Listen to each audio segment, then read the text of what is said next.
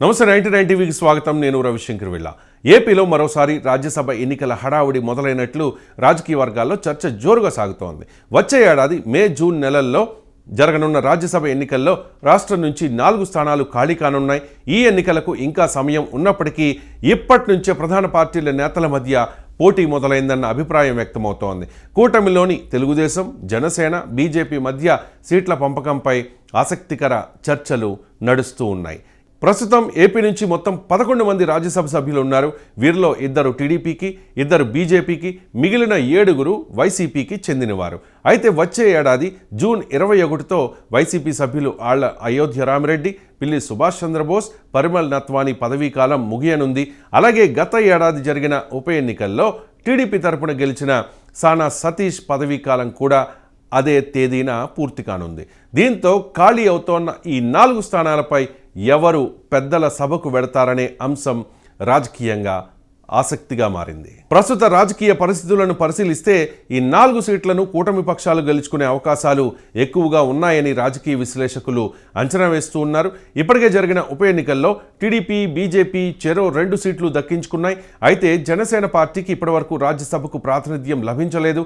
ఈ నేపథ్యంలో ఈసారి జనసేనకు 1 సీటు కేటాయించే అవకాశం ఉందని ప్రచారం జరుగుతోంది. గతంలో జనసేన పార్టీ నుంచి నాగబాబును రాజ్యసభకు పంపుతారని పెద్ద ఎత్తున ప్రచారం సాగింది. కానీ చివరి నిమిషంలో ఆయనకు ఎమ్మెల్సీగా అవకాశం దక్కింది. ఆ సమయంలో జనసేనకు దక్కాల్సిన రాజ్యసభ సీటు బీజేపీకి వెళ్ళిందనే అభిప్రాయాలు కూడా వినిపించాయి. దీంతో ఈసారి బీజేపీకి బదులుగా జనసేనకు అవకాశం ఇవ్వాలనే చర్చ కూటమిలో నడుస్తోంది. కూటమి సమతుల్యత, భాగస్వామ్య పార్టీలకు సముచిత ప్రాధాన్యత అనే అంశాలను దృష్టిలో పెట్టుకుని ఈ నిర్ణయం తీసుకునే అవకాశం ఉందని అంటూ ఉన్నారు. ఇక టీడీపీ విషయానికి వస్తే రాజ్యసభ రేసులో ఆసక్తి చూపిస్తోన్న నేతల సంఖ్య ఎక్కువగానే ఉంది. సానా సతీష్ ఎంపీగా ఎన్నికై 1.5 ఏడాది మాత్రమే కావడంతో ఆయన పదవీ కాలాన్ని మరోసారి కొనసాగించాలనే ప్రతిపాదన కూడా ఉంది. ముఖ్యంగా ఆయన మంత్రి నారా లోకేష్కు అత్యంత సన్నిహితుడిగా ఉండడం, ఢిల్లీలోని కేంద్ర నాయకత్వంతో మంచి సంబంధాలు కలిగి ఉండడం ఆయనకు అనుకూలంగా మారనుందని పార్టీ వర్గాలు చెబుతూ ఉన్నాయి. అలాగే గతంలో కీలక బాధ్యతలు నిర్వహించిన ఖమ్మంపాటి రామ్మోహన్ రావు కూడా ఈసారి రాజ్యసభకు వెళ్లేందుకు ఆసక్తి చూపుతూ ఉన్నట్లుగా ప్రచారం సాగుతోంది. టీడీపీకి చెందిన గల్లా జయదేవ్, దేవినేని ఉమా, పిఠాపురం వర్మ, మాజీ మంత్రి జవహర్, సీనియర్ నేతలు వర్ల రామయ్య, యనమల రామకృష్ణుడు వంటి వారు కూడా టికెట్ ఆశిస్తోన్న వారిలో ఉన్నారు. ముఖ్యంగా డిప్యూటీ సీఎం పవన్ కళ్యాణ్ కోసం పిఠాపురం అసెంబ్లీ సీటును వదులుకున్న పిఠాపురం వర్మకు న్యాయం చేయాలనే ఆలోచనతో ఆయనను రాజ్యసభకు పంపే అంశాన్ని సీఎం చంద్రబాబు పరిశీలిస్తూ ఉన్నారని రాజకీయ వర్గాల్లో చర్చ జరుగుతోంది. అయితే ఆశావాహుల జాబితాను పరిశీలిస్తే ఎక్కువ మంది అగ్రవర్ణాలకు చెందిన వారే ఉండడం మరో కీలక అంశంగా మారింది. ఈ నేపథ్యంలో ఈసారి సామాజిక సమతుల్యతను దృష్టిలో ఉంచుకుని బీసీ, ఎస్సీ వర్గాలకు ప్రాతినిధ్యం ఇవ్వాలనే అభిప్రాయాలు కూడా వినిపిస్తూ ఉన్నాయి. ఇది కూటమి తీసుకునే నిర్ణయాల్లో కీలక పాత్ర పోషించే అవకాశం ఉంది. టీడీపీ, బీజేపీలకు ఏపీ నుంచి రాజ్యసభలో ప్రాతినిధ్యం ఉంది. కానీ జనసేనకు అసెంబ్లీ, లోక్సభ, శాసన మండలిలో మాత్రమే ప్రాతినిధ్యం ఉంది. రాజ్యసభలో జనసేన ఇంకా ఎంటర్ కాలేదు. నాగబాబుకు గతంలో అనుకున్న ముడిపడలేదు.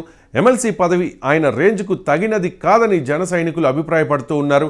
నాగబాబు ప్రజారాజ్యం కాలం నుంచే కీలకంగా ఉన్నారు. నాడు అన్నకు, నేడు తమ్ముడికి అండగా నిలబడ్డారు. టికెట్ కూడా ఆశించకుండా కష్టపడి పనిచేశారు. ముఖ్యంగా జనసేన 100% స్ట్రైక్ రేట్ సాధించడంలో నాగబాబు పాత్ర వెలకట్టలేనిది. నాగబాబును కేంద్ర మంత్రిగా చూడాలని పవన్ కళ్యాణ్ ఆశపడుతూ ఉన్నారని గతంలోనే వార్తలు వచ్చాయి. అయితే త్వరలోనే అది సాకారం కాబోతోందన్న చర్చ రాజకీయ వర్గాల్లో సాగుతోంది. నాగబాబు చేసిన కష్టం అందరికంటే ప్రత్యేకమని జనసేన కార్యకర్తలు చెబుతూ ఉన్నారు. పార్టీ కోసం రేయింబవళ్లు పనిచేసిన నేతలలో ఆయన ముందు వరుసలో ఉంటారు. ప్రస్తుతం జనసేన బలంగా ఉండడానికి కారణం నాగబాబే అని చాలామంది పార్టీ శ్రేణులు చెప్పుకుంటూ ఉన్నారు. ప్రత్యర్థులపై గట్టిగా ఎదురుదాడి చేస్తూ పవన్ కళ్యాణ్కు అండగా నిలిచి పార్టీకి అంకిత భావంతో పనిచేసిన నాయకుడు నాగబాబు. ఇక నాగబాబు కమిట్మెంట్ గురించి ప్రత్యేకించి చెప్పక్కర్లేదు. ప్రత్యర్థులను ఎదుర్కోవడంలో, విమర్శలకు ప్రతి విమర్శలు చేయడంలో నాగబాబు దిట్ట. కార్యకర్తలకు దిశానిర్దేశం చేయడంలో ఆయనే సాటి. అలాంటి వ్యక్తిని రాజ్యసభకు పంపి కేంద్ర మంత్రిని చేయాలని జన సైనికులు కోరుతూ ఉన్నారు. జనసేనాని ఆశయ సాధన కోసం అహర్నిశలు కృషి చేస్తోన్న నాగబాబును గౌరవించుకోవడం మన బాధ్యత అంటూ సోషల్ మీడియాలో పోస్ట్ చేస్తూ ఉన్నారు.